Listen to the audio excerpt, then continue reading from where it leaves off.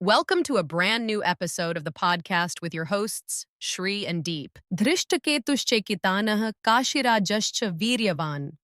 Purujit kunti bhojascha shaibyascha narpungavah.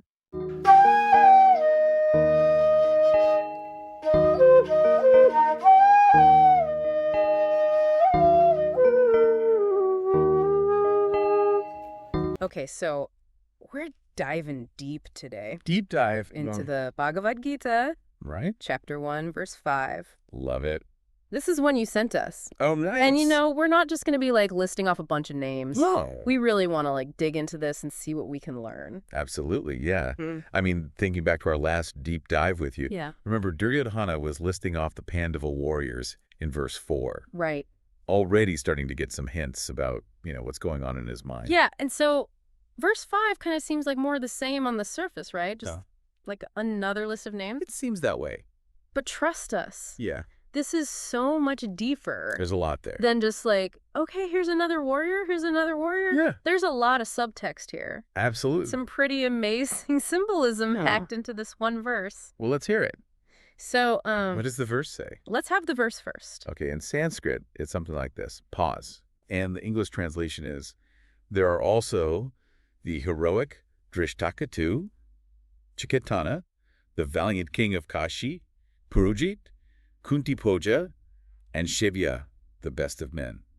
Wow. Quite a mouthful. The thing that strikes me immediately is the way that he's talking about these warriors. Okay. It's like he's giving them props, Oh, shit. He's using words like Viryavan, heroic, Yeah. Narapungava, the best of men. Right. These aren't insults. No. He's acknowledging their strength. It's like recognizing their worth. Their worth. Yeah, and it's kind of like, wow. Not what you would expect from someone who's about to go into battle. Exactly. With these people. Why is he pumping them up? It does make you wonder. Yeah, it's very interesting. What's going on there? Okay, so let's take each of these warriors one by one and sort of unpack them a bit. Let's break them down. Okay, so first up, Drishtakatu. Okay. Now, his background is really interesting. Right. He was the son of Shishupala, who was a big enemy of Krishna. So you've got this background of animosity. Right. But ultimately, he chose to be a supporter of the Pandavas. That's pretty powerful. Yeah, it's a real transformation, isn't it? It is. Yeah, it makes you think about, the journey from hostility. Yeah. Maybe representing ego and old wounds. Yeah. To alliance. Yeah. And a deeper understanding. And a deeper understanding. It's like that human capacity to evolve and choose a path aligned with what's right, regardless of past associations. Yeah. It's not just a historical anecdote. It speaks to something much deeper within us. Yeah. Think about areas in your own life where you might be defined by past grievances. Drishtaketu's story reminds us that change is always possible. That's so true. It's very hopeful. Yeah. All right, who's next? Next, we have Chekitana. Okay. Now, he is described as a powerful warrior from the Vrishni dynasty. So the same lineage as Krishna. Gotcha. And really importantly, he was known for his close connection to both Krishna and Arjuna. Right. And he had this reputation for unwavering righteousness. Okay. And courage. I see. So he really embodies that spiritual alignment. Yeah. With Dharma. Yeah. Right? Those principles of ethical conduct. Exactly. I mean, his steadfast support for the Pandavas really reflects a deep-seated understanding of what is just. Yeah. Coupled with the bravery to stand firmly by those principles. So powerful. It is a very inspiring figure. Yeah. Who else we got? Okay, next, Duryodhana mentions the king of Kashi. Okay. Kashiraj. No, Kashi. Right. Which we know today as Varanasi. Has always been known for its spiritual significance. Yes. But it also held considerable military power. Interesting. So, it's likely that its ruler embodied both of those aspects. She had to, right, to rule such a place. Totally. So the king of Kashi symbolizes that integration of inner wisdom, the spiritual depth associated with his kingdom, and external power. His military strength as a leader. Yeah, and that's something that I think a lot of people struggle with, right? For sure. It's we often overemphasize one at the expense of the other. Totally. The king of Kashi, in this context, serves as a powerful symbol of integrated being. Yeah. Suggesting that true power comes from aligning our inner wisdom with our external action. It's that balance, right? Exactly. Awesome. Okay, so next we have... Yeah. Who's next? Purujit and Kunti Puja. Okay. And these two have a very significant bond Oh. with the Pandavas. Okay. They were brothers Brothers. and close relatives of Kunti, Wow. the mother of the Pandava brothers. Wow. So they really represent that Family ties. family loyalty, right? Yeah. That kinship. The importance of kinship in upholding Dharma. Yeah, it's like that unwavering support Right. that comes from Comes from family. shared heritage, Yeah. the values passed down through generations, Absolutely. and that inherent understanding of what is right Yeah. within a family. Yeah. It's a powerful reminder that our roots really matter. Yeah, That the values we inherit from our ancestors and Yeah. the traditions that have shaped us totally. play a huge role in who we are and what we stand for.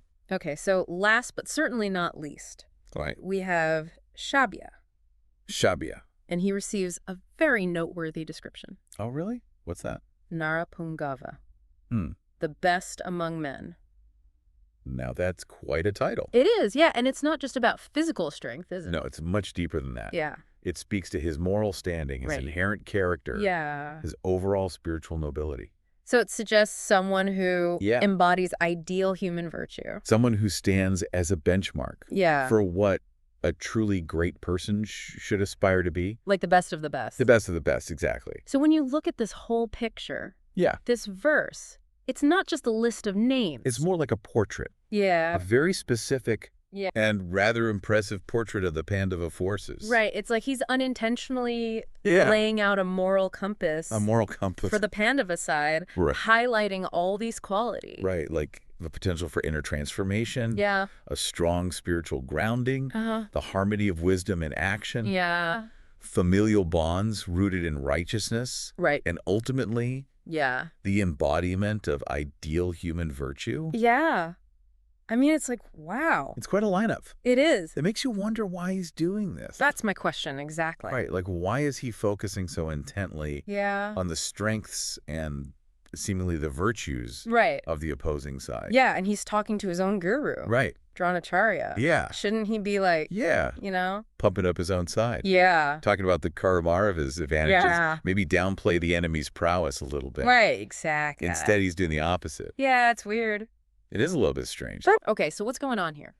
Well, I think this is where things become really interesting Okay. from a psychological standpoint, All right. because Duryodhana's emphasis here really hints at an underlying insecurity. Really? Yeah, it's almost as if by Okay. listing all these admirable qualities, Yeah. he's trying to convince himself Hmm. and perhaps Dronacharya Yeah. of the sheer scale of the challenge they're up against. Like, look how good they are. Exactly. Like, look at who we're dealing with here. Yeah.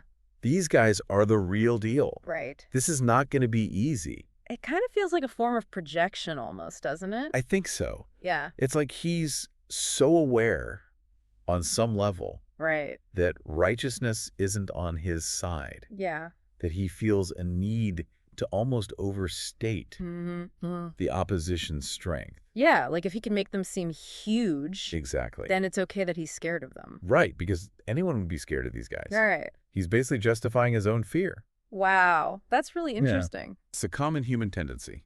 You know, Is it? yeah, think about times in your own life Okay. where you might have focused intently on the magnitude of a problem, Yeah. perhaps even exaggerating the obstacles, Yeah. rather than concentrating on your own capabilities Yeah. and the resources available to tackle them. It's so much easier to focus on the problem. It is, yeah. It's like we get caught up in analyzing the competition Right. or obsessing over the difficulties instead of looking inward at our own strengths Yeah, it's so... and what we bring to the table. Wow. So this seemingly simple list of names. Right. It's really this like powerful reminder It is. that where we direct our attention is so important. Absolutely. Because Duryodhana's focus on the opposition Right. really reveals, I think, It does. his own shaky foundation. It exposes his own inner turmoil. Yeah. And, you know, we can even broaden our perspective here a little Really? bit Okay. and think about this, you know, Yeah? connect this to the deeper spiritual journey that each of us undertakes Right. and how these warriors and their symbolic meanings Yeah. could also represent inner qualities Right. that we might strive to cultivate. Or recognize within ourselves. Yes. Exactly. It's like looking at these figures as archetypes. Yeah. and seeing how they mirror aspects of our own inner landscape. Okay, so let's explore that a little bit. Let's do it. So if we consider these figures as archetypes, Okay. how might they mirror aspects of our own Inner world. inner world? All right, well, Drishtaketu's journey of transformation Okay. could symbolize our own potential for inner growth, Yeah. that movement away from ego-driven actions towards more selfless service Right. and a greater wisdom. Yeah. Chaitana's strong alignment with Dharma Right. can represent that inner compass, our own commitment to clarity, Yeah. and acting in accordance with our deepest values. That's a gut. Our gut, yeah, that sense of what feels fundamentally right. Yeah. Okay, what about the King of Kashi, embodying both spiritual depth and worldly power? Yeah. He can be seen as representing the integration we seek within ourselves, Yeah. the harmony between our material existence Right. and our spiritual aspirations. Hmm. Finding that crucial balance between inner knowing Yeah. and our actions in the external world. It's a lot. It is a lot. And then Purujit and Kunti Puja Yes. representing familial loyalty and ancestral dharma. They highlight the significance of our roots, Right. the strength and guidance we can draw from our heritage, Yeah. not just in terms of blood relatives, Right. but also the traditions, values, and wisdom Right. that have been passed down through our lives. It's like honoring where we come from. Exactly. Acknowledging and honoring that inherited wisdom Yeah. and allowing it to inform our path. Yeah. And finally, Shebya and Narapungava, Yes. the best among men. He stands as that ideal of human virtue Yeah. that we aspire towards. Right. It's not about achieving some impossible perfection, Right. but about the ongoing process of cultivating those qualities, of moral strength, integrity, and spiritual nobility within ourselves. It's a lifelong journey. It is a lifelong journey. Yeah, so it's like Duryodhana Yeah. listing all these figures. Yeah. It's not just him like looking at them as Right. It's more than just observing external adversaries. It's Right. like he's looking into a mirror in a way. Yeah. And seeing reflections of his own potential Hmm. and perhaps his own shortcomings. Yeah, so he kind of represents Right. that part of ourselves Yep. that resists inner truth. That clings to ego and self-interest. Yeah, and yet Yeah. he's acknowledging them. He's naming these virtuous figures, Yeah. which suggests a subconscious recognition of their higher qualities. It's like he knows, Yeah. but he doesn't want to know. It's like that quiet voice within us Yeah. that knows what is right, Right. even if we consciously choose to ignore it. It's so fascinating how this one verse, Right? which seems so simple, on the surface Yeah. can have so much depth. That's the beauty of these ancient texts, you know. Yeah. They have this incredible capacity to speak to us on multiple levels. Yes. Historical, psychological, Yeah. and on a deeply personal, spiritual level. It's amazing. It's really quite remarkable. So to summarize our deep dive Yes. into verse 5, Verse 5. we see that it's so much more So much better. than just a list of warriors. Right. It's really this powerful depiction Yeah, yeah. of the moral and spiritual strength Yeah, on the Pandava side. absolutely. And I think even more importantly, Yeah. the way Duryodhana focuses on these strengths Right. gives us this little glimpse It does. into his own inner state, His fears. his fears and the challenges that he's anticipating. Absolutely. It's like foreshadowing Yeah, what's to come. totally. And this brings us to a final point Okay.